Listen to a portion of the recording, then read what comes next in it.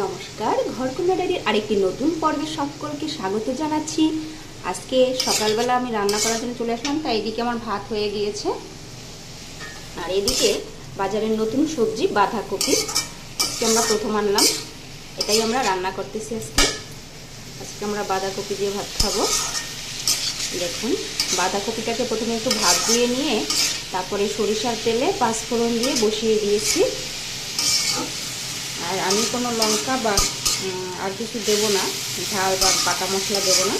আর এইদিকে দেখুন, আলু কেটে ভেজে নিয়েছি লবণ দিয়ে। এবার এটাকে দিয়ে দেবো বাঁধাকপির মধ্যে। এবার এটাকে একটু নেড়ে চেড়ে মিশিয়ে দেবো।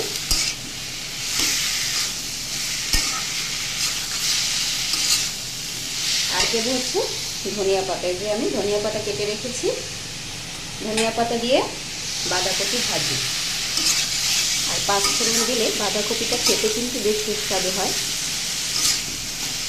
অনেকেই আছেন ঝাল বা বাটা মশলা খেতে পারেন না, তাই এরকম রান্না করে খেলে শরীরও ভালো থাকে আর শরীরের কোনো ক্ষতিও হয় না। দেখুন, শুধু ফোড়ন দিয়েছি, পাঁচফোড়ন আর ধনিয়া পাতা দেবো। আলুটা দিয়ে এটা একটু ঢাকা দিয়ে রাখবো। দেখুন, বাঁধাকপি কিন্তু অনেকটাই কমে গিয়েছে, লাড়তে লাড়তে আরও লাড়তে হবে। লাড়তে লাড়তে বাঁধাকপিটা যখন মাখা মাখা হবে তখন নামিয়ে নেব। আর এই যে দেখুন, আলুও কিন্তু সিদ্ধ হয়ে গিয়েছে। এবারে এটাকে আরেকটু নাড়ব।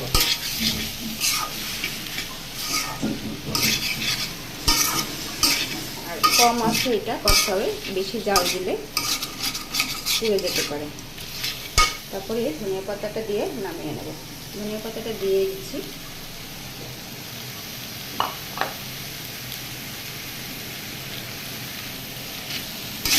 এবার কিছু সময় নাড়াচাড়া করে এটা নামিয়ে নেব। আজকে আমার এই বাঁধাকপি রান্নার ভিডিওটি কেমন লাগলো অবশ্যই কমেন্ট করে জানাবেন। ভিডিওটি ভালো লাগলে চ্যানেলটি লাইক, সাবস্ক্রাইব, শেয়ার করে দেবেন। আর বাজারে নতুন বাঁধাকপি মানেই খুব মজা। যে কোনো কিছু নতুন আসলে সেটা খেতে খুবই ভালো লাগে, নতুন নতুন খেতে। তো আজকে এই পর্যন্তই, নমস্কার।